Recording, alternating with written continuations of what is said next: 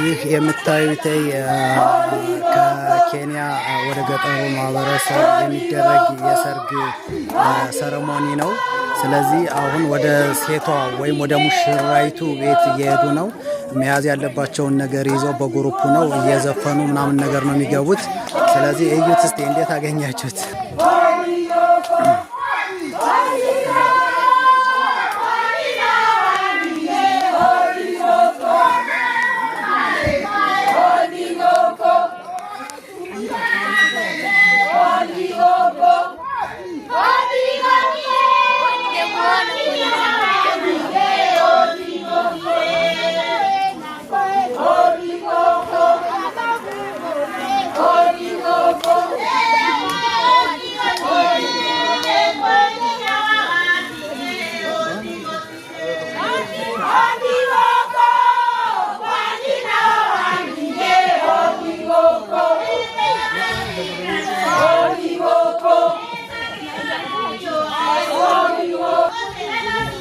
ይህንን ይመስላል።